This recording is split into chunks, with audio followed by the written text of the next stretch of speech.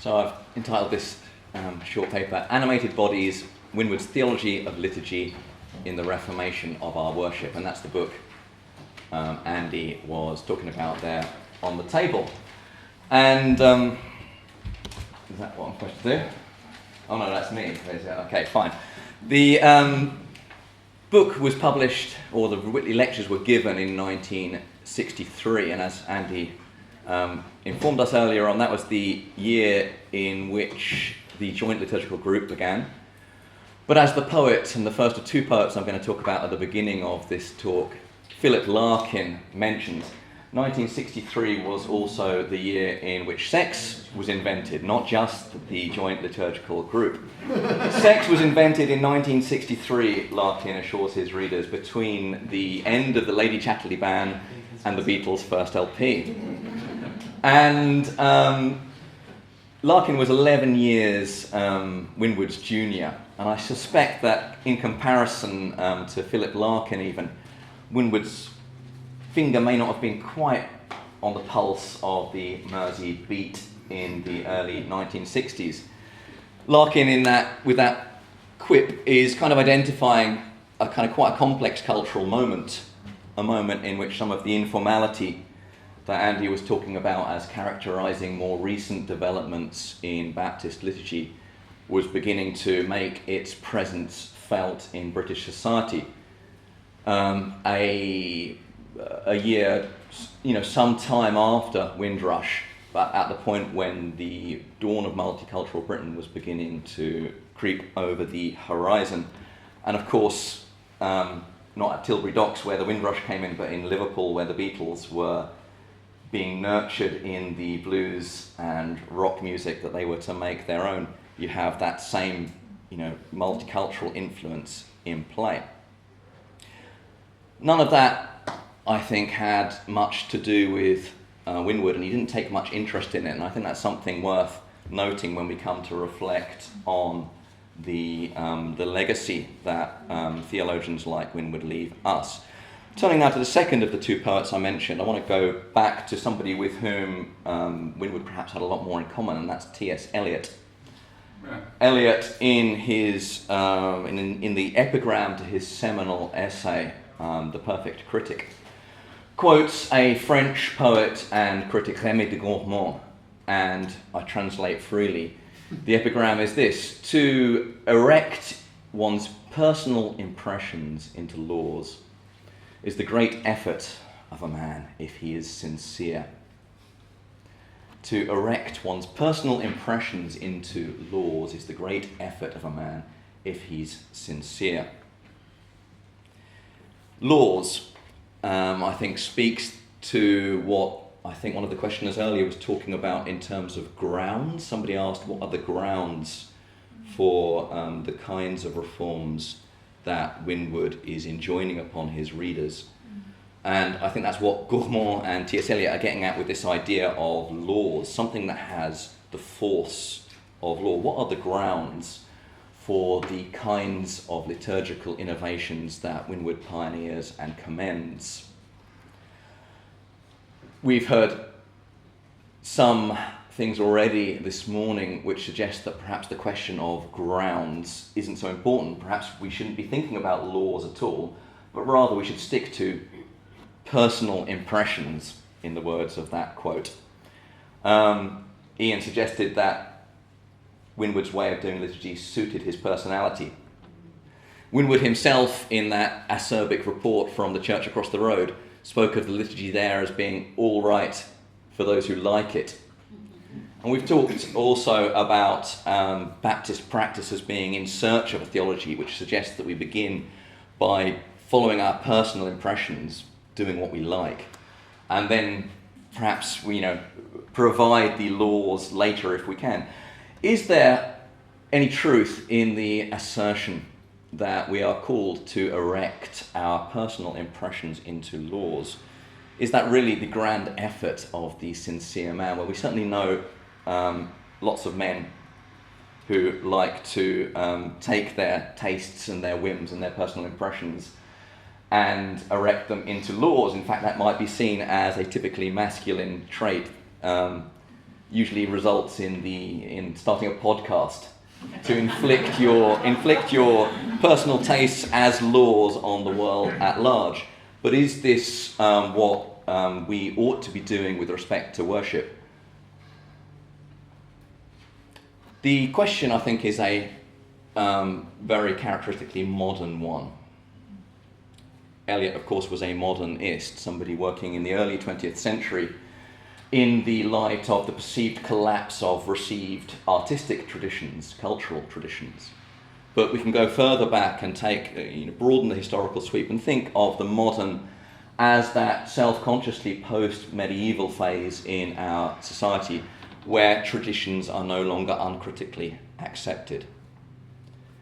Once we leave behind the uncritical acceptance of tradition, we enter the modern phase where everyone wants to date that beginning. And we as Baptists, I suggest, are especially committed to the problems and the possibilities that this modern space opens up. We who began with a rejection of so much that was sanctioned by tradition, we who are absolutely left to the potential chaos of conflicting personal impressions, of conflicting tastes, and who therefore ought perhaps to have a special commitment to the task of discovering some kind of law in the midst of the chaos of conflicting personal impressions.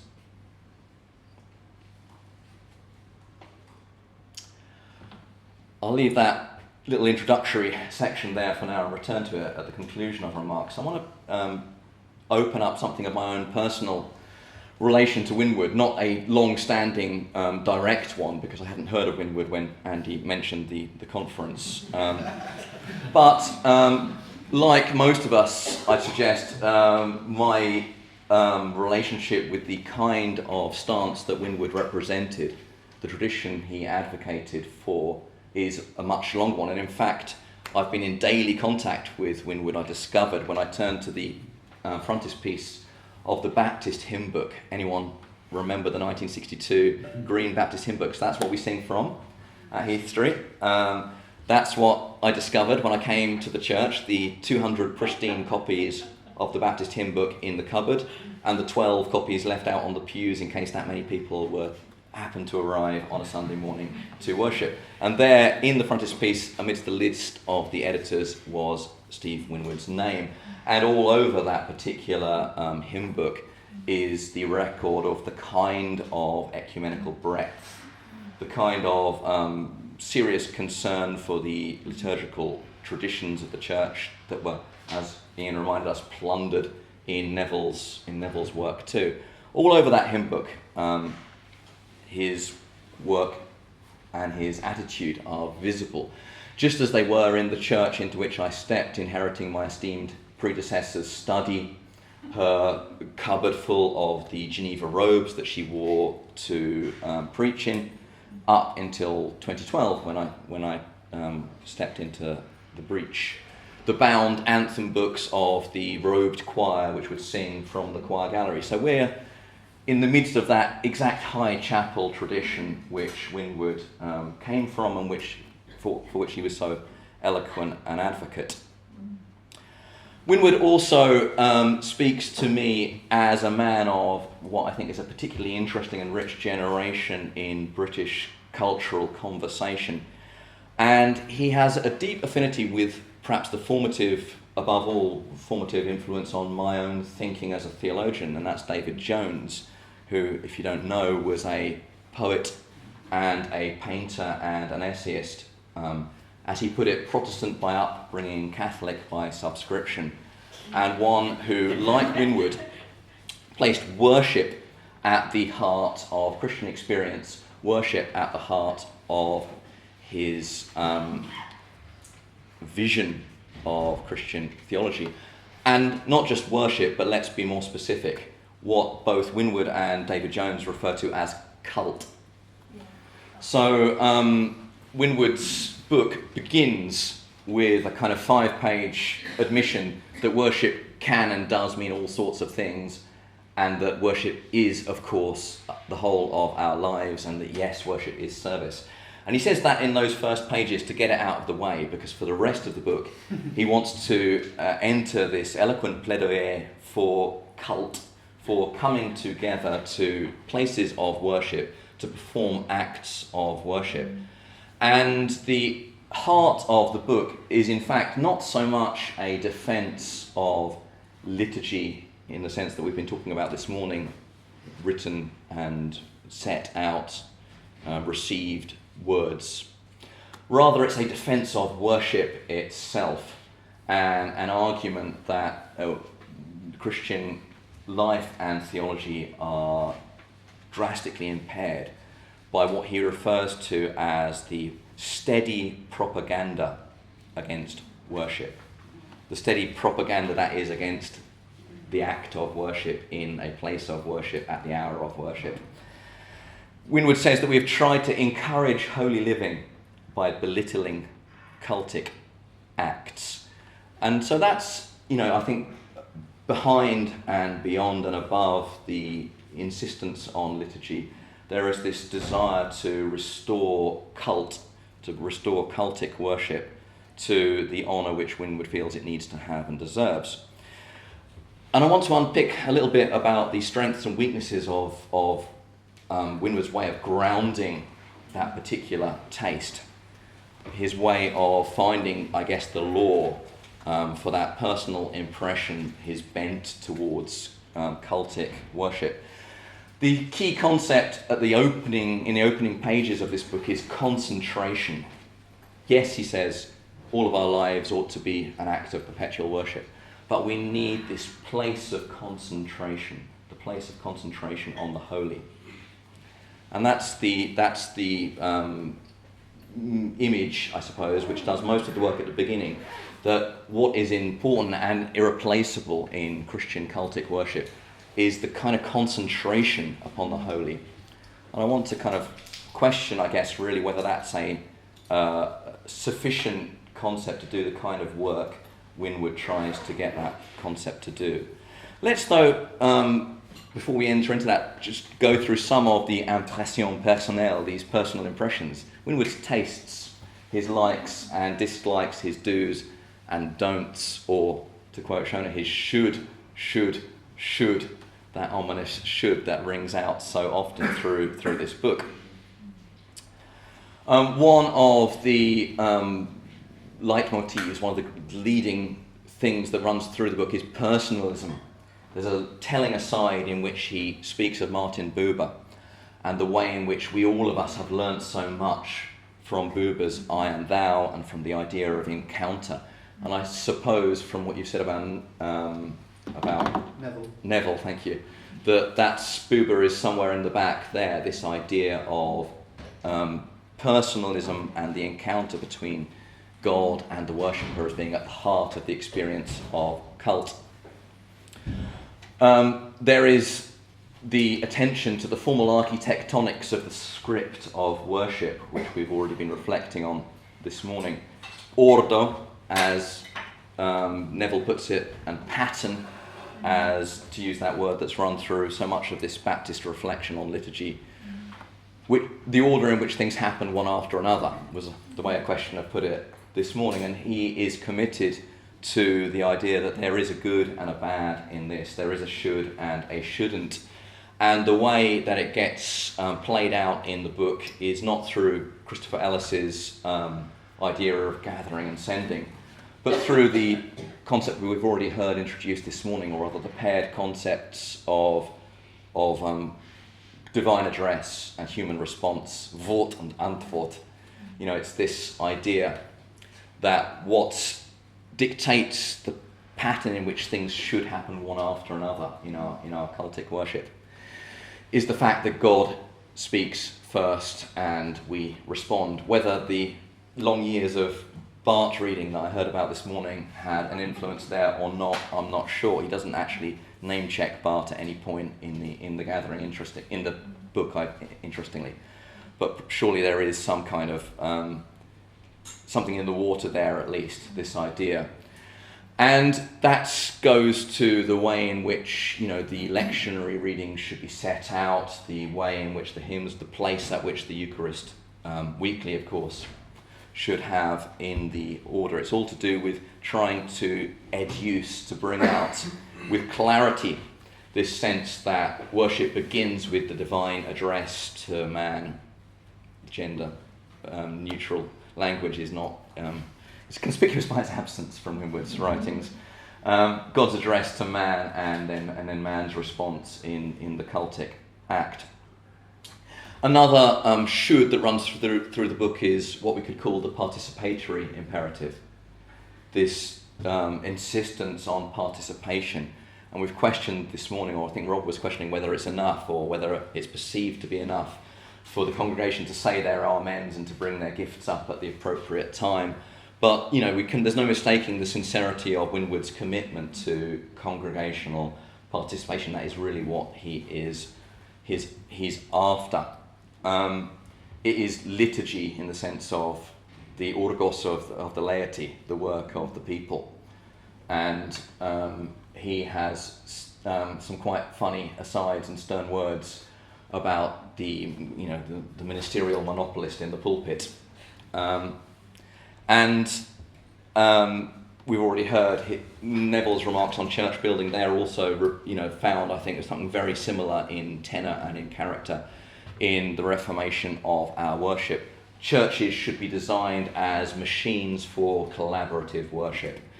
They mustn't have vast pulpits and galleries. I felt a bit got at when if you know history, you'll know why. when I read that, the church is not to have a vast, dominant phallic pulpit in the centre and galleries around the edge, but rather it's to be a place from which everybody can easily find their way into, bringing to the altar their gifts and gathering as close as possible in this act of collaborative listening and answering.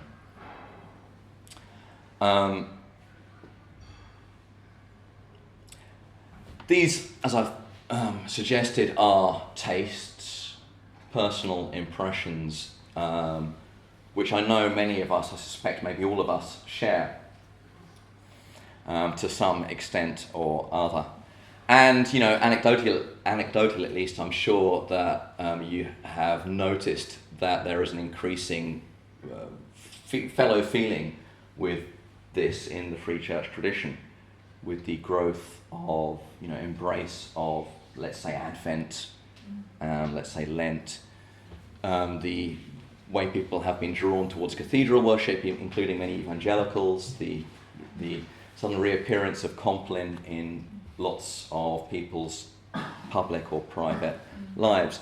What I'm less sure about in Winward is exactly whether these kinds of tastes are set on the anthropological and ontological basis which is required if an argument like this is really to be made convincingly.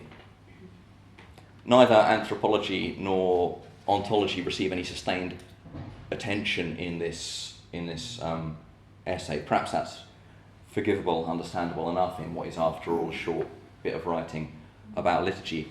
But there are also a few ways in which I'd like to suggest Winward's remarks betray perhaps some kind of relics of anthropological and ontological thinking, which don't do him very many favours, things that he's inherited perhaps from his own inheritance, and has not thought through and hasn't shared, even though they run quite counter to his own tastes. I haven't yet explained what ontology is, and I will do that for those of us who've had better things to do than read German philosophy through the years. But I'll come on to giving a bit of a definition of ontology when I come to thinking about Winward's. Scripture is one of the drivers of Winward's thinking. It's one of the things which tries to do the work of erecting those personal impressions into laws. But I question whether his doctrine of Scripture quite allows him to make the Bible do the work that he wants it to do. He begins by, admitting that one can argue many things out of Scripture when it comes to worship, and that nothing in Scripture is enjoined as, it's not an AA manual or Haynes manual, to quote the old saw. And on that basis, I think something more is needed to carry across some of his inklings and inclinations into something with a little bit more imperative authority. So let's look at what he says about embodiment in worship. It's a key theme that runs through the book, even if it's limited to kind of raising those Eucharistic gifts, as Andy put it. He wants to insist strongly on the place of brother as the body, as he says, quoting St. Francis. He recommends kneeling and prostration. And he says in the section, a different emphasis, and that's the different emphasis of the Old Testament he's referring to, different to our usual way of thinking. A different emphasis. The Bible does not thus distinguish the material and the spiritual, or contrast the outer and the inner. We do great injustice to the sacrificial worship of Israel if we regard it as concerned primarily with externals.